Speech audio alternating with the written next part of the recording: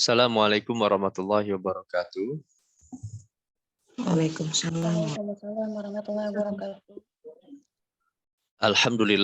Alhamdulillahilladzi anara quluba ibadihil muttaqin binuri kitabihil mubin wa ja'alal qur'ana shifaa'an lima fis sudur wa hudan wa rahmatan lil mu'minin.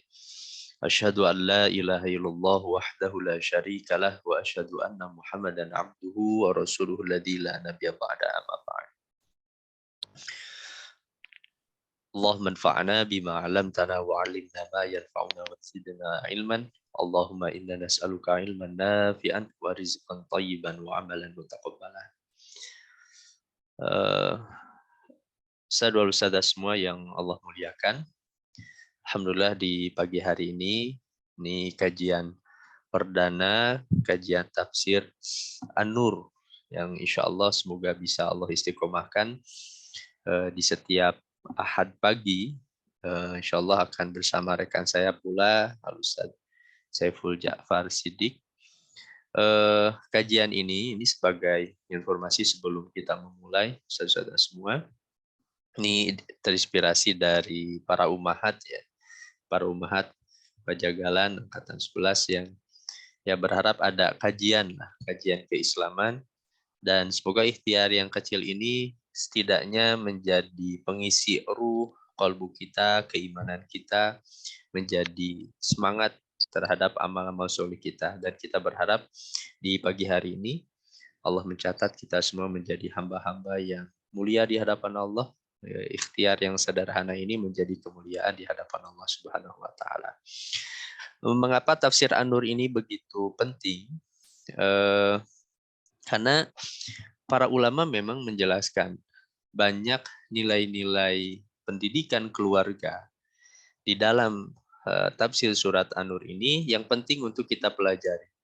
Tentu Bapak Ibu semua, apa nanti yang saya sampaikan ini tentu bukan hanya untuk Bapak Ibu, tapi tentunya khusus untuk saya pribadi yang masih ada. Saya pribadi masih belajar bagaimana mendidik anak-anak dengan baik, menjaga istri dengan baik. Pendidikan, nilai-nilai pendidikan keluarga di dalam Islam ini tentu sangatlah penting. Nah, maka surat An-Nur ini menjadi pilihan di antara 114 surat di pagi hari ini yang insya Allah semoga akan bisa kita kaji ke depan. Sebelum kita memulai, metode yang akan saya sampaikan ini saya terinspirasi dari surat Al-Jumu'ah ayat kedua. Ini pola pendidikan Al-Quran. Ketika Allah berfirman, A'udzu billahi minasyaitonir rajim. Huwallazi ba'atsa fil ummiyina rasulan minhum yatlu 'alaihim ayatihi wa yuzakkihim wa yu'allimuhumul kitaba wal hikmah. Dalam ayat ini Allah sampaikan peran Nabi SAW, Bapak Ibu semua, ketika diutus oleh Allah Subhanahu wa taala itu 3. Nah, yatlu 'alaihim. Nabi itu membacakan ayat-ayat Qur'an. Yang kedua, wa yuzakkihim, di antara peran Nabi SAW itu adalah mensucikan diri jiwa-jiwa kita. Nah, dan yang terakhir, wa yu'allimuhumul kitab, Nabi itu mengajarkan, mentransfer ilmu. Nah, ilmu yang didasari dengan tazkiyah, khosyah, kebersihan hati, maka ini ilmu-ilmu yang akan terlahir dengan manfaat. Nah, maka insya Allah di kajian tafsir ini kita akan menggunakan 3 pola ini. Pertama, tilawah. Kita akan baca bersama-sama di setiap Ahad pagi, membaca surat An-Nur. Ini sebagai harapan, jangankan pemahamannya, setiap huruf yang kita baca nanti di setiap pagi ini menjadi nilai kebaikan. Karena Nabi SAW kan menyatakan, man qara'a harfan min kitabillah, siapa yang membaca 1 huruf saja dari kitab Allah, falahul hasanah. Maka 1 huruf itu jadi kebaikan. Wal hasanatu bi asyri amsalha. Sedangkan 1 kebaikan itu dinilai oleh Allah Subhanahu wa taala jadi 10 kebaikan. Jadi dari tilawah saja, dari hal yang paling dasar saja, maka ini menjadi nilai kebaikan untuk kita semua. Nah, nanti insya Allah kita tampilkan setiap ayat di dalam surat An-Nur, kemudian kita akan baca bersama-sama. Ya, kita akan tilawah bareng. Yang kedua, kemudian saya akan menggali nilai-nilai tazkiyah di dalam ayat itu. Apa saja nilai-nilai tazkiyah ini? Ini saya petakan nilai-nilai tazkiyah ini, hal-hal yang berkaitan dengan penguatan ruhiyah kita dan penguatan akidah kita. Maka tentu ini dalam disiplin ilmu akidah dan dalam disiplin ilmu tazkiyatun nafs atau tasawuf. Nah, hal-hal yang akan membersihkan hati kita, nilai-nilai akhlak, nilai-nilai akidah, hikmah-hikmah yang terkandung di dalam ayat itu nanti kita akan tampilkan di dalam bagian tazkiyah ini. Dan yang ketiga, baru kemudian ta'lim. Ada ilmu yang bisa kita dapatkan. Nah, di dalam bagian ini saya sertakan bagian nilai-nilai hukum, Islam, fikih, kemudian keistimewaan bahasa di dalam Al-Quran, saya akan cantumkan di dalam bagian ta'lim. Tentu tidak akan serumit ya kitab-kitab tafsir yang dikarang oleh para ulama. Dalam kesempatan ini ustadz-ustadzah semua, saya meringkaskan. Nah, tentu saya akan menghindari bahasan-bahasan yang rumit, maka teks-teks Arab di dalam karya-karya tafsir para ulama ini akan dihilangkan. Baik. Dan mungkin ini secara pola, secara gambaran besarnya bagaimana nanti tafsir ini akan kita terapkan. Nah, ini pola ini yang penting semua. Tilawah, tazkiyah, dan ta'lim. Baik. Nah, sebagai mula, mungkin ustaz-ustazah semua yang memiliki mushaf, boleh silakan membuka mushafnya. Kita akan baca bersama-sama ayat ini pertama kali. Supaya ada interaksi, nanti mungkin dari beberapa peserta saya akan meminta mencoba membacakan ya keterangan yang mungkin saya ringkaskan dari dua tafsir. Pertama tafsir Al-Munir karya Syekh Wahbah Az-Zuhaili, dan yang kedua tafsir Al-Wasit karya Syekhul Azhar Syekh At-Tantawi dari Mesir. Ini dua kitab ini kitab kontemporer. Namun tentu dua kitab ini merujuk kepada kitab-kitab Turas Salaf. Tapi karena sistematika yang rapi, maka saya akan menjadikan rujukan dua kitab tafsir ini. Tentu nanti di lain kesempatan, insya Allah mungkin disertakan tafsir-tafsir yang lain untuk memperkaya bahasan tafsir ini. Baik Bapak Ibu semua, saudara-saudara semua, rekan-rekan semua ini terkhusus rekan-rekan, ada beberapa nama-nama rekan-rekan dari Pajagalan ya. Alhamdulillah, Ustaz Rifki, Sadarussalam, Sadmail, Masya Allah ya, Alhamdulillah. Kita akan baca terlebih dahulu ayatnya. Saya akan bacakan ya. Tentu bacaan apa adanya, sederhana saja, tidak seperti Muzamil Hasballah ya. Nah, ini untuk dalam rangka tilawah saja. Jadi silahkan di unmute suaranya. Saya bacakan terlebih dahulu, nanti ustaz-ustazah semua ikuti bacaan saya. Nanti kita akan per ayat. Nah, metodenya akan seperti itu. Tilawah, tazkiyah, ta'lim. Tilawah, tazkiyah, ta'lim. Tilawah, tazkiyah, ta'lim. Baik.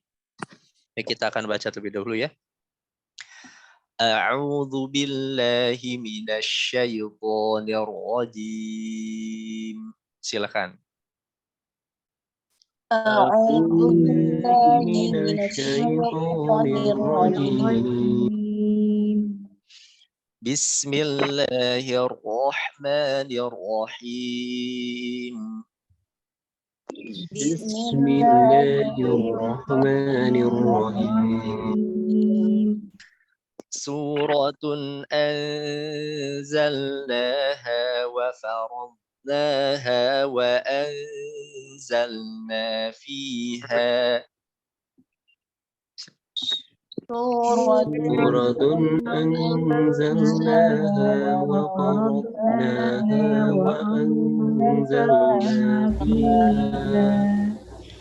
wa anzalna fiha ayatin bayyinatin la'allakum tadhakkarun. وأنزلنا فيها آيات بينات لعلكم تذكرون. Alhamdulillah, ini ayat pertama yang kita baca. Suratun anzalnaha. Inilah surat. Anzalnaha yang kami turunkan. Wa faradnaha. Dan kami wajibkan. Dalam artian mewajibkan hukum-hukumnya untuk dilaksanakan oleh kita. Wa anzalna fiha. Dan kami menurunkan di dalamnya ayatim bayyinat. Ayat-ayat yang jelas. La'allakum tadakkarun, agar kalian semua mengambil pelajaran dari ayat-ayat ini. Nah, saudara-saudara semua, nah ini apa nilai-nilai tazkiyah ini yang bisa kita ambil dari aspek ayat ini. Nah, ini saya ingin memudahkan saja ya. Jadi akan menghindari teks-teks Arab dari kitab-kitab tafsir yang terlalu rumit. Nah, kita akan memudahkan supaya bisa tadi nilai-nilai amaliyah yang bisa kita cepat untuk diterapkan, dan itu lebih penting daripada sebatas pemahaman-pemahaman yang dalam. Karena kebutuhan kita membaca Al-Quran itu adalah amal solih. Tentu percuma, saudara-saudara semua, Bapak Ibu semua, Akang Teteh semua, rekan-rekan semua, kalau kita memiliki banyak ilmu, namun ternyata nihil dari akhlak yang mulia. Kita tidak memiliki akhlak yang mulia, ibadah kita buruk, kemudian perlakuan kita terhadap keluarga kita buruk. Karena yang paling penting itu adalah bagaimana ilmu-ilmu yang kita pelajari dari Al-Quran dan hadis itu membentuk karakter akhlak-akhlak yang mulia. Nah, dalam ayat ini yang pertama, nanti dalam kesempatan mungkin ya saya akan menyuruh rekan-rekan untuk membaca. Yang pertama, Allah menginginkan hamba-hambanya ini dalam keadaan suci dan jauh dari keburukan dan penyakit. Nah, oleh karena itu Allah membuat hukum yang tegas untuk umatnya agar selalu berada dalam kebaikan. Tadi di awal Allah sampaikan suratun anzalna. Surat yang kami turunkan. Ini dalam struktur bahasa Arab ketika ada kata yang seharusnya objek itu diakhirkan kemudian itu diawalkan, itu menunjukkan ada hal yang penting untuk diperhatikan sehingga objek itu didahulukan. Suratun menunjukkan surat An-Nur ini bagi Allah Subhanahu wa taala ini sangat penting. Didahulukan oleh Allah Subhanahu wa taala. Apalagi makna tanwin secara bahasa itu para ulama mengatakan dita'zim. Jadi kalau ada kata itu menggunakan tanwin, itu maknanya pengagungan. Ayat surat ini diagungkan oleh Allah, dimuliakan oleh Allah. Nah, anzalnaha wa faradnaha, dan kami turunkan, kami wajibkan hukum-hukumnya. Nah, surat An-Nur ini Allah turunkan sebagai hukum-hukum yang tegas dari Allah. Ini pendidikan keluarga nanti. Ada nilai-nilai moralitas, hukum-hukum agama yang mesti kita jalankan. Dalam rangka apa? Karena Allah menginginkan kita semua suci dan jauh dari keburukan. Bahkan termasuk penyakit. Allah dengan surat An-Nur ini hendak membersihkan ruhiyah kita. Allah bahkan hendak dengan surat An-Nur ini membersihkan jasad-jasad kita dari segala keburukan. Nah, kemudian Allah menurunkan surat An-Nur ini berkaitan dengan hukum-hukum keluarga. Ahkamul usrah, tarbiyatul usrah, pendidikan keluarga. Ini kata Syekh Wahbah Az-Zuhaili. Ini pentingnya surat ini. Dan mungkin rekan-rekan semua, mungkin insya Allah 1 tahun lah kira kita bisa mengkhotamkan surat An-Nur jika pertemuannya 1 pekan sekali. Tapi ini cukup, karena tadi yang penting itu bukan kita mendalam sebanyak apa ilmu kita, tapi yang penting adalah sebanyak apa ilmu yang kita pelajari itu diamalkan dalam kehidupan kita sehari-hari. Nah, surat itu secara bahasa, mungkin saudara-saudara semua itu pernah bertanya, kenapa surah itu dinamakan surah? Surah itu secara bahasa itu adalah martabah murtafiah. Jadi satu kedudukan yang tinggi. Makanya kenapa surat di dalam Al-Quran itu dinamakan dengan surah. Karena itu adalah sesuatu yang tinggi. Nah, kalau kata Syekh At-Tantawi, ayat-ayat mulia yang diturunkan oleh Allah ini menunjukkan keesaan dan kekuasaan Allah. Banyak nanti nilai-nilai hukum yang di dalam surat An-Nur itu sangat relevan dengan kondisi realitas masyarakat kita. Sangat relevan dengan sosial masyarakat kita. Problem-problem kehidupan dalam masyarakat kita, sosial kita, terkhususnya dalam keluarga, ini banyak nilai-nilai dalam Al-Quran ini menjadi solusi bagi permasalahan-permasalahan kontemporer hari ini. Nah, ayat-ayat mulia yang diturunkan oleh Allah ini menunjukkan keesaan Allah. Ini menunjukkan keagungan Allah. Karena hanya hukum-hukum Allah yang bisa menangani problem-problem masalah kita. Rekan-rekan semua, ketika kita menjalankan hukum-hukum Allah, jangan merasa berat. Karena secara fitrah kita ini akan butuh terhadap hukum-hukum Allah.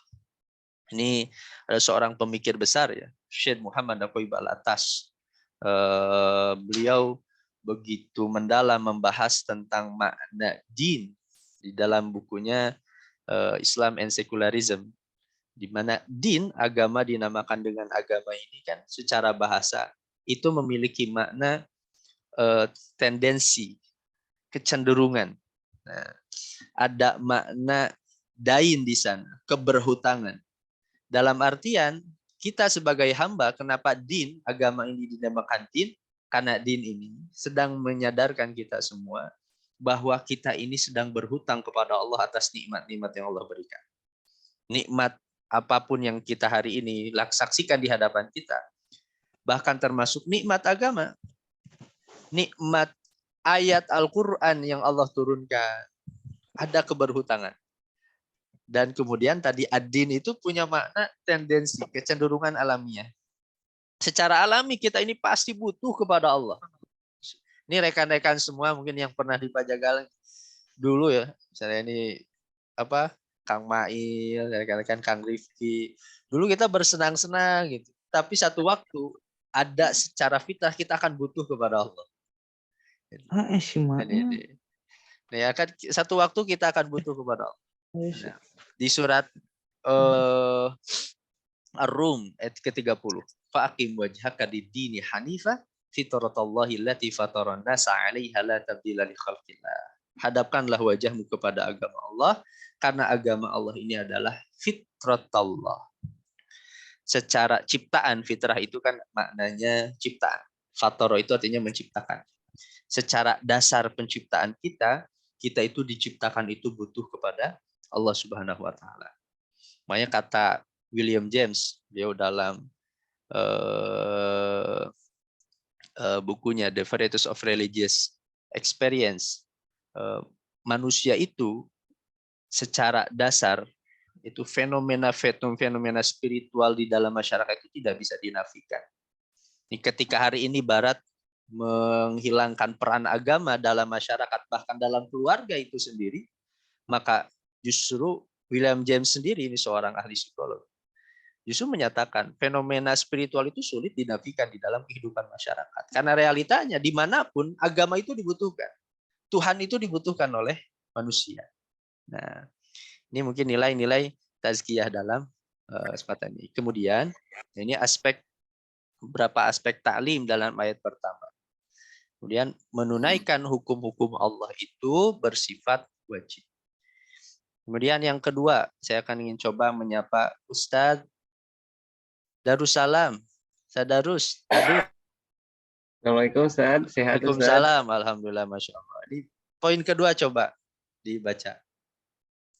Ini poin kedua, kata anzalna yang artinya kami turunkan dibarengkan dengan kata farodna, kami wajibkan, menunjukkan bahwa Al-Quran bukan semata-mata hanya diturunkan, namun mesti benar-benar diamalkan dalam kehidupan. Baik, nah. Tantawi 78 volume 10. Baik. Begitu Ustaz? Ya, Darussalam. Barakallahu fiik. Amin. Nah, ini di dalam ayat yang pertama, ini kata anzalna, kemudian dibarengkan dengan wa farodna. Kan Allah tidak mengatakan wa anzalna, tidak hanya anzalna saja, tapi kemudian dibarengkan dengan farodna. Ini penekanan secara bahasa dari Allah Subhanahu wa taala, ayat-ayat yang nanti yang akan kita bahas, yang akan kita kaji. Ini bukan hanya, jangan sampai hanya sebatas ayat yang tertuang dalam teks kitab suci kita Al-Quran, tapi harus benar-benar menjadi hukum-hukum yang dijalankan. Nih, hukum-hukum yang bisa diterapkan, hukum-hukum yang benar-benar diyakini. Ya, meskipun nanti ada realitanya kita berhadapan dengan kondisi hukum di negara kita, itu tentu permasalahan lain. Tapi keyakinan kita terhadap ajaran agama bahwa Islam ini adalah sebagai agama yang holistik, yang membahas segala permasalahan kehidupan kita, ini adalah keyakinan yang harus benar-benar diyakini oleh kita semua. Nah, ini di antara hikmah kenapa Allah membarengkan kata anzalna dengan kata farodna.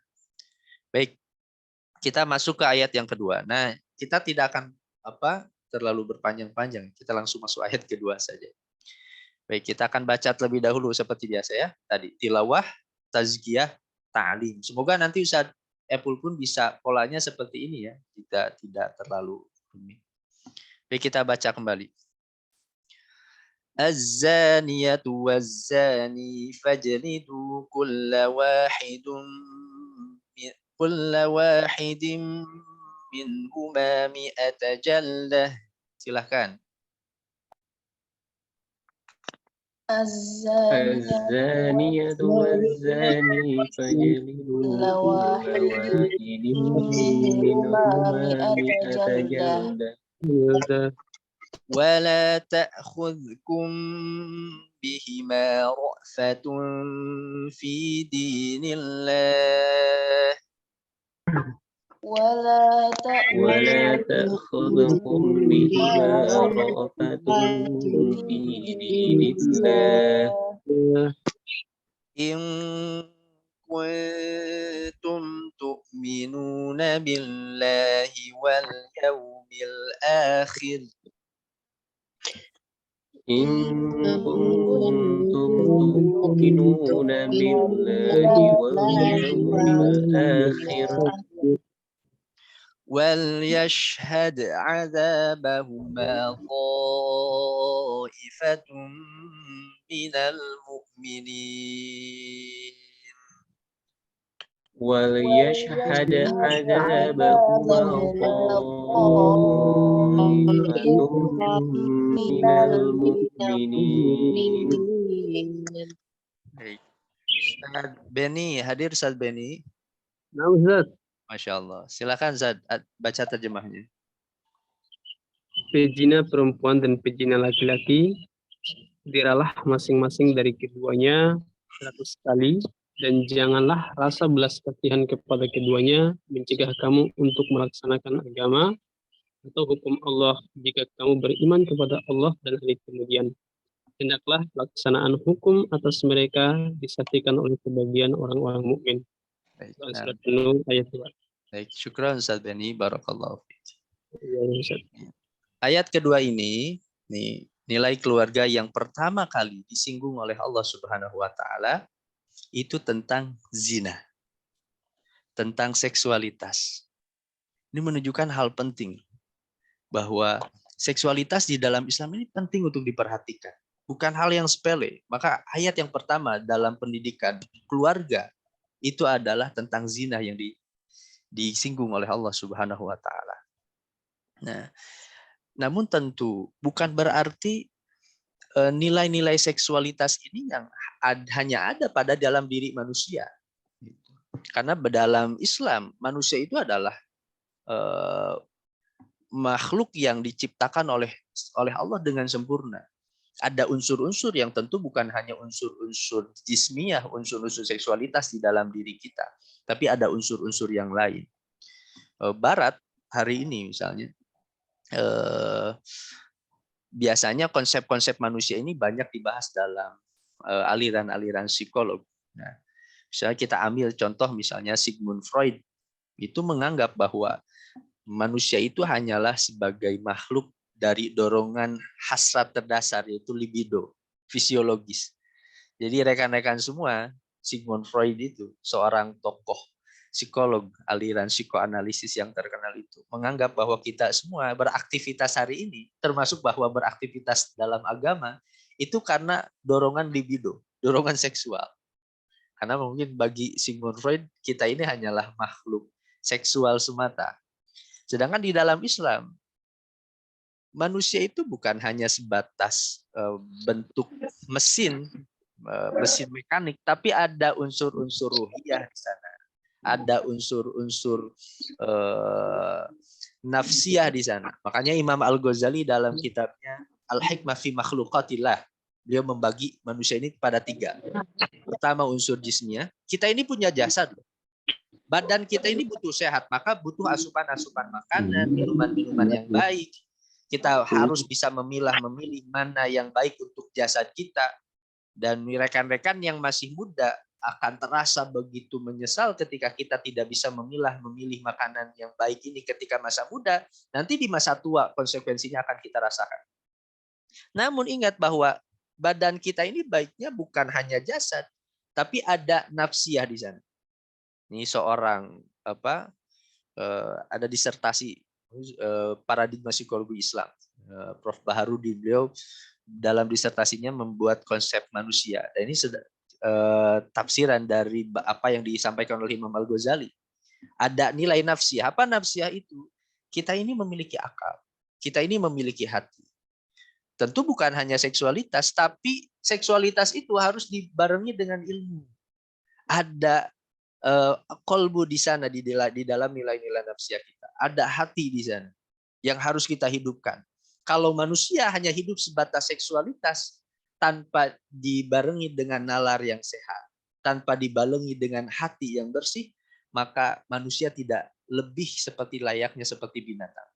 Makanya manusia itu diperlakukan seperti binatang.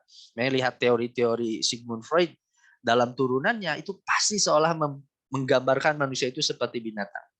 Saudara-saudara semua mungkin pernah mendengar satu teori dalam Sigmund Freud. Beliau dalam bukunya To Introduction of Psychoanalysis membagi perkembangan manusia itu dengan psikoseksual.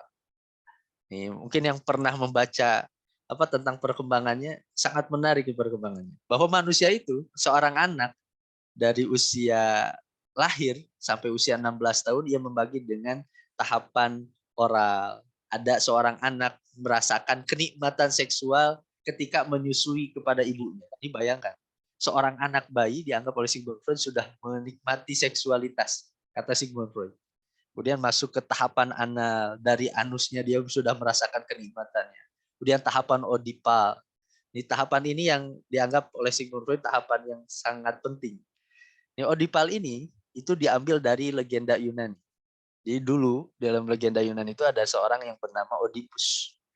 Oedipus itu seorang anak yang suka cinta kepada ibunya, bahkan ingin berhubungan badan dengan ibunya, namun cemburu kepada ayahnya. Akhirnya ayahnya ini dibunuh. Nah, Sigmund Freud kemudian mengambil dari mitologi Yunani ini bayangan. Makanya kata para ahli psikologi yang lain, teori Sigmund Freud ini tidak mematuhi prinsip-prinsip ilmiah.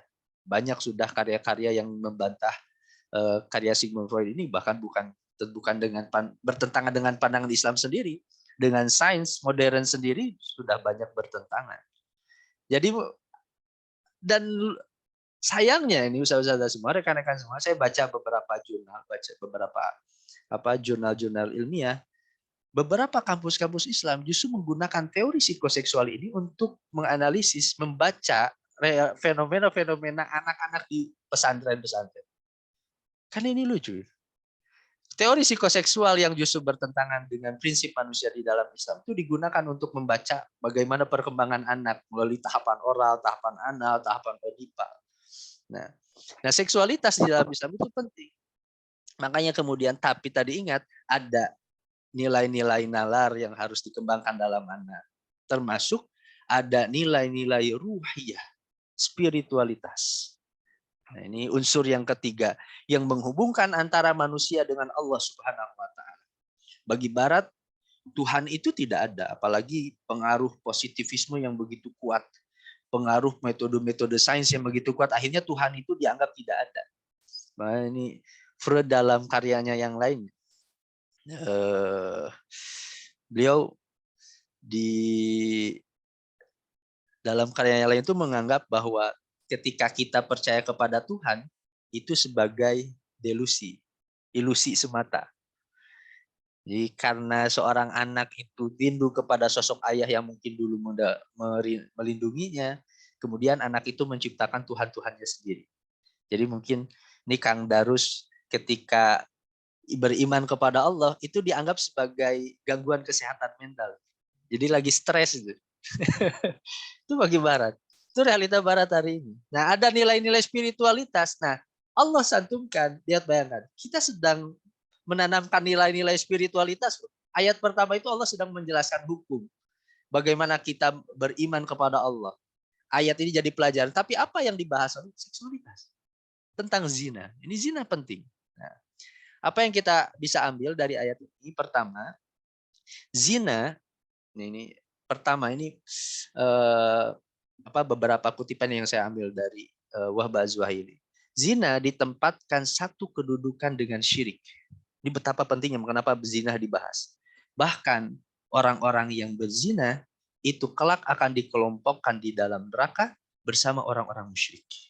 Padahal kita ketahui kan, syirik itu inna syirka la zulmun azim. Syirik itu adalah dosa yang teramat sangat besar. Syirik kemaksiatan yang paling besar. Tapi nanti di akhirat orang-orang yang berzina ini dibarengkan dengan orang-orang yang musyrik. Ustaz-ustazah semua, rekan-rekan semua, penting untuk menanamkan pendidikan seksualitas ini kepada anak-anak kita. Bagaimana anak-anak kita itu terjaga dengan baik pandangannya. Anak-anak kita itu terjaga dengan baik nanti menikah dengan siapa, sangat penting untuk diterapkan itu. Karena begitu pentingnya zina, kedudukannya seolah-olah sama dengan syirik. Kedua, dari kata Syekh At-Tantawi. Mengapa dalam ayat hukuman tentang zina, perempuan yang didahulukan dalam ayat ini? Kita lihat ya ayatnya. Az-zaniyatu waz-zani. Nah, ini orang yang pernah belajar bahasa Arab kan ingat tak marbutoh itu menunjukkan apa. Ini kebetulan ada Ustazah kita sapa ya. Di sini ada Ustazah Muri. Hadir Ustazah? Hadir Ustaz. Masya Allah. Assalamualaikum. Waalaikumsalam warahmatullah. Ini azaniyatu itu kira-kira menunjukkan muzakkar muannas. Mu'annas Ustaz ada Muannas. tak? Iya, tak marbutoh. Kenapa dalam ayat zina ini? Nah, ini kata para ulama, yang didahulukan itu perempuan. Tidak azani dulu, Allah tidak mengatakan azani wazaniyatu fajlidu kulla wahidin minhum mi'ata jaldah. Kenapa tidak laki-laki? Nah, ini penjelasannya dari Syekh Tantawi. Kata beliau, nih, ketika ayat zina dibahas itu perempuan dahulu, tapi dalam ayat lain ketika tentang mencuri, as-sariqu was-sariqatu faqta'u. Orang yang mencuri itu yang didahulukan itu laki-laki. Nah, kata Syekh At-Tantawi, hikmahnya karena zina bagi perempuan kerusakannya akan lebih besar. Kerusakannya akan lebih besar. Terkait dengan nasab anak nanti yang terlahir jika dia berzina, naudzubillah. Semoga Allah melindungi kita semua. Terkait dengan anak yang keturunan yang dilahirkan. Apalagi kalau orang yang berzina sampai hamil. Itu yang malu bukan hanya dia, adiknya, kakaknya, keluarganya. Itu kerusakannya lebih besar. Untuk sosial masyarakat itu akan lebih besar. Makanya kemudian Allah lebih dahulukan perempuan itu dalam hal berzina. Wazaniyatu wazani, orang yang perempuan berzina, dan kemudian laki-laki. Sedangkan kenapa dalam pencurian dalam ayat lain ini didahulukan oleh Allah itu laki-laki tidak perempuan? Karena biasanya orang yang mencuri itu butuh keberanian. Dia butuh kekuatan. Orang mencuri, maka biasanya dan memang kebanyakannya orang yang mencuri itu laki-laki. Maka kemudian oleh Allah didahulukan as-sariqu. Nah, dalam pencurian, kemudian sedangkan dalam berzina Allah dahulukan wazani, itu adalah perempuan. Nah, ini si aspek di antara hikmah-hikmah kenapa Allah dahulukan ayat zina, kemudian kenapa seorang perempuan didahulukan. Nah, dalam ayat ini Allah sedang menanamkan nilai-nilai hukum Islam kepada kita. Baik, yang pertama coba ya dari rekan saya Kang Jaka, hadir Kang Jaka. Hadir Ustaz. Masya Allah. Mangga nomor pertama baca. Nomor 1, hukuman dalam Islam terhadap orang yang berzina namun belum menikah, maka hukumannya sebanyak 100 kali cambukan. Ya, baik. Nah, syukran Kang Zaka, Masya Allah. Itu. Islami tetap Pang. Alhamdulillah. Ya, ke Ramadan wih ke Bandung tepang deui. Alhamdulillah. Dan yang pertama, hukuman di dalam Islam itu, ini orang yang berzina namun belum menikah ya, karena memang nanti kalau sudah menikah, nah rekan-rekan semua, ustaz-ustazah semua yang sudah menikah, tentu hukumannya akan lebih berat. Nah, dalam ayat lain nanti bisa dirajam. Nah, dalam Islam bagi yang belum menikah kemudian dia berzina, maka hukumannya sebanyak 100 kali cambukan. Nanti dalam keterangan lain kemudian nanti dia diasingkan sebagai hukuman. Ini sebagai hukuman sosial. Nah, 100 kali cambukan. Jangan dilihat dari kerasnya hukum Islam. Dan pertama, kalaupun hukum ini diberlakukan, kemudian orang yang berzina itu dia ridho dan tobat, ketika itu dia dibersihkan dosanya oleh Allah Subhanahu wa taala. Ini yang pertama, itu kasih sayang Allah. Yang kedua, kerasnya hukum Islam ini menunjukkan begitu sayangnya Allah kepada kita, kemudian Allah begitu sangat marah kalau kemudian hal ini dilanggar. Karena Allah sudah mengingatkan, justru dengan berzina akan banyak dampak keburukan yang diberikan untuk masyarakat, bukan hanya untuk keluarga, masyarakat secara luas. Karena zina tadi terkait dengan keturunan, keluarga yang tidak akan beres, penyakit dengan zina. Hari ini AIDS itu belum ada obatnya loh. Hari ini itu. Dan bukan hanya AIDS, berbagai macam penyakit selain dari HIV AIDS. Karena dengan zina. Nah, makanya kemudian ini kata Wahbah Zuhaili, tidak boleh kemudian karena kasih sayang kemudian tidak menerapkan hukum Allah ini. Nah, tadi saya sudah sampaikan di awal, meskipun dalam realitanya karena memang kita bertentangan dengan hukum negara kita. Nah, kita tentu tidak bisa menerapkan ini secara individual. Kemudian ada orang yang berzina kemudian kita terapkan hukum ini karena memang harus negara yang memberlakukan hukum ini. Maka penting bagi kita bagaimana hukum-hukum Islam ini masuk ke dalam hukum-hukum di dalam negara kita. Ada perjuangan panjang dari kita semua. Tentu bagaimana kita mendorong supaya nilai-nilai Islam ini menjadi nilai-nilai di dalam negara kita.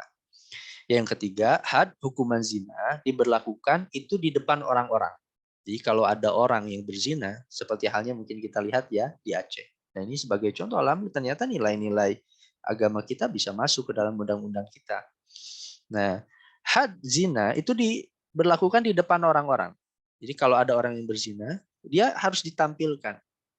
Untuk apa? Menjadi pelajaran untuk orang yang lain, dia tidak berani melakukan hal itu. Di sini poinnya. Ketika ada orang diberlakukan hukum ini, berapa orang, ratus orang yang selamat jiwanya karena khawatir akan mendapatkan nasib yang sama dengan orang yang pernah melakukan dosa itu. Sehingga dia tidak melakukan. Ketika diberlakukan hukum Allah, berapa ribu manusia yang terselamatkan dari kemaksiatan yang sangat buruk ini. Tapi bayangkan saudara-saudara semua hari ini kita di Indonesia. Berapa kali berita kita lihat di media sosial kita, hampir setiap hari tentang berita tentang perzinahan itu lewat di beranda kita. Mulai bahkan dari artis yang sudah berzina pun bahkan ditampilkan di publik. Lihat, bayangkan bagaimana keburukan moral yang akan terjadi dengan perzinahan yang dibiarkan. Makanya kata Qatadah, di seorang ulama tabi'in, Allah memerintahkan agar orang-orang menyaksikan penerapan hukum zina ini agar menjadi ibrah, pelajaran, nasihat. Nah, dan hukuman paling sedikit itu disaksikan oleh 2 orang. Jadi memang tidak harus semua. 2 orang kata Syekh Wahbah Az-Zuhaili itu pun itu cukup. Ini dalam penerapannya. Baik. Ini sebagai ayat terakhir ya pada kesempatan kali ini. Kita akan baca terlebih dahulu kembali. Az-zani la yankihu illa zaniyatan aw musyrikah. Silahkan. الزاني لا ينكح إلا الزاني زانية أو مشركة زانية أو مشركة والزانية لا ينكحها إلا زان أو مشرك. والزانية لا ينكحها إلا زان أو مشرك وحرم ذلك على المؤمنين.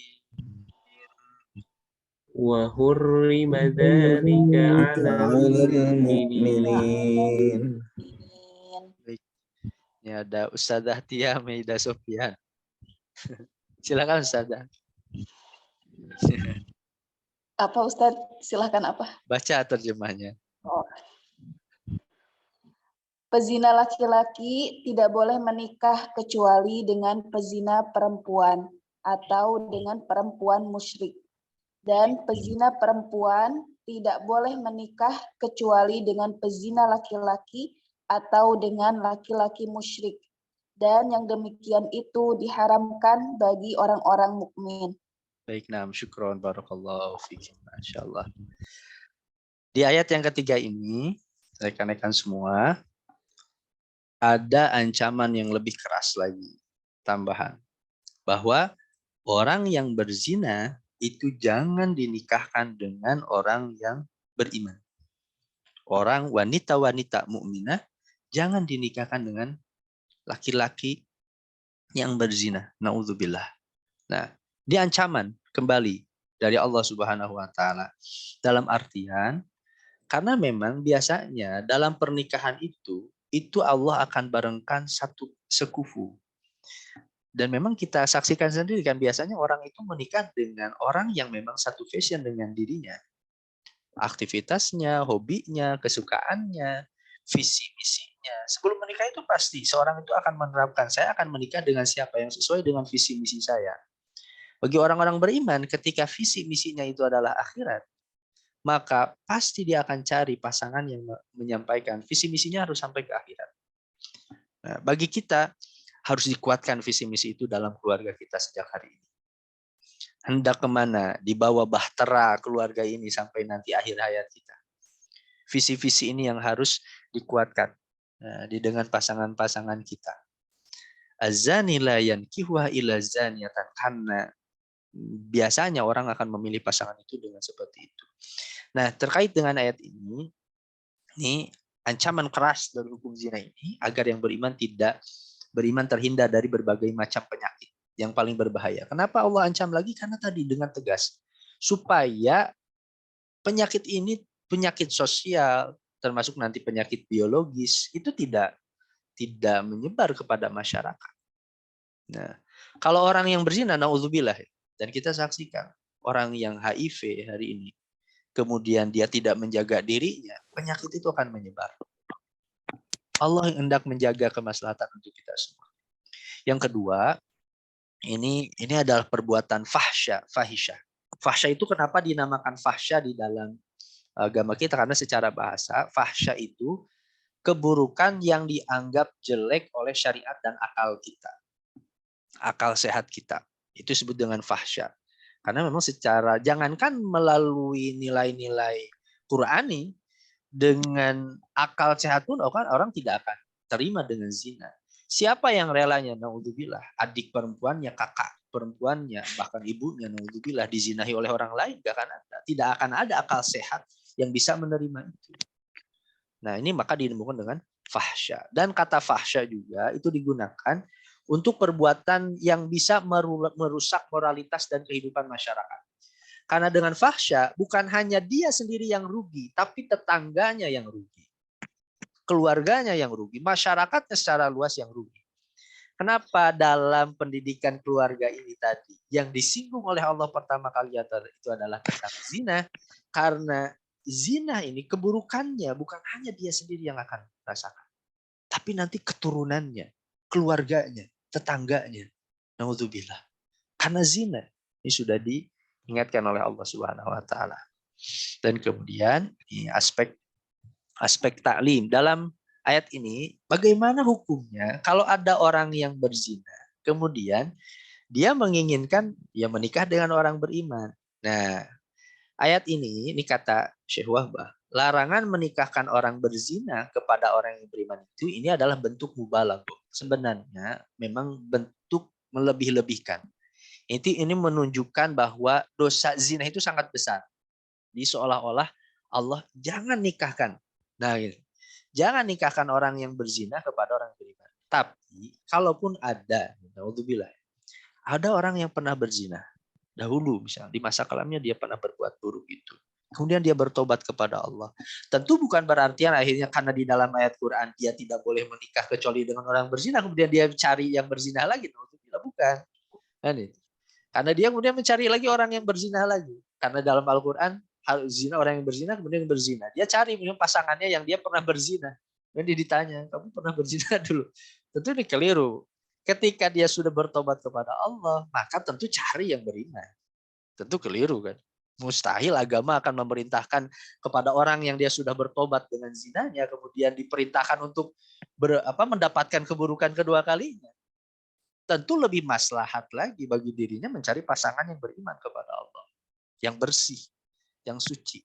Kalaupun dia pernah melakukan keburukan itu di masa lalu, dia akan cukup itu jadi masa lalu. Karena Allah itu innahu huwal ghafurur rahim. Masya Allah. Kalau dari sisi bahasa saja, kalau orang ingin mengungkapkan Allah itu pengampun, itu cukup dengan Allahu Ghafir. Ingin lebih kuat lagi, Allah itu Ghafar dengan bentuk mubalaghah. Ingin kuat lagi, innallaha Ghafar. Ingin lebih kuat lagi, innahu huwal ghafurur rahim. Sungguh Allah itu dia. Ini Allah ingin menekankan Allah itu sangat-sangat pengampun.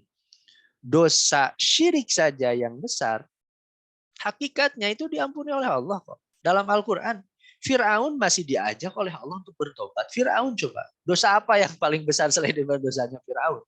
Kalau dosa syirik itu kan mengaku ada Tuhan selain daripada Allah. Coba kalau Fir'aun mengaku Tuhan dirinya, bukan mengaku Tuhan yang lain, tapi dirinya sendiri dianggap sebagai Tuhan.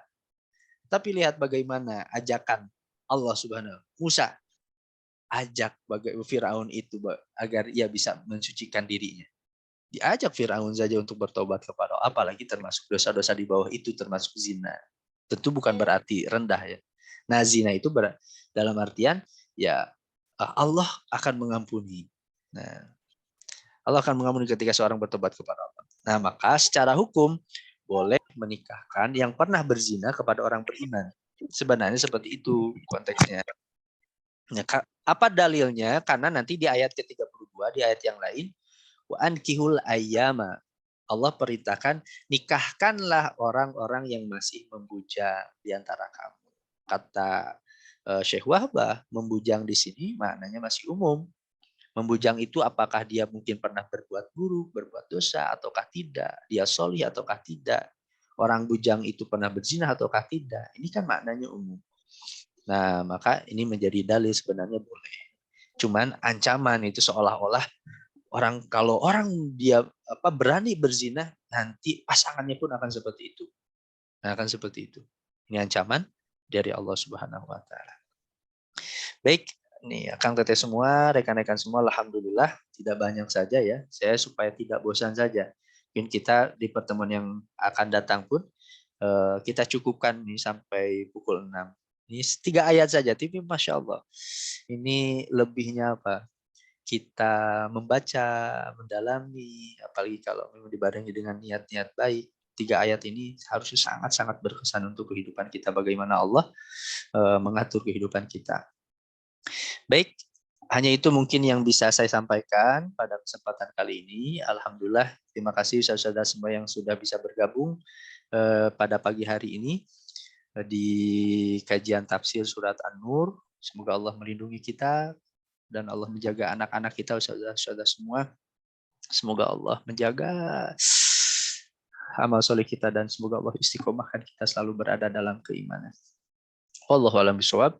Hanya itu. Mungkin sebelum ditutup ada yang ditanyakan, disampaikan, silakan.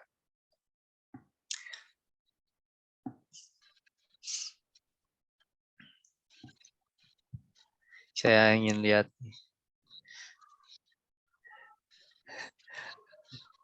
Mail, hadir Mail. Ini ada rekan ya satu kelas nih. Alhamdulillah. Rifki. Ki, Damang. Alhamdulillah, Tad. Sehat. Alhamdulillah, Masya Allah. Masih di Pasir Koja? Di Soreang, Tad. Oh, di Soreang, kayak nama. Aduh. Nyata Ya. alhamdulillah.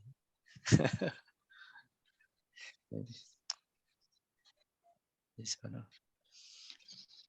Baik, oke kalau tidak ada kita cukupkan ya untuk pertemuan kali ini. Rekan-rekan semua nih, kalau tidak salah tadi saya rekam. Nanti mungkin rekamannya bagi rekan-rekan yang belum bisa bergabung bisa nanti menyaksikan. Dan insya Allah nanti pekan depan ini bergantian ya. Jadi dengan Kang Epul,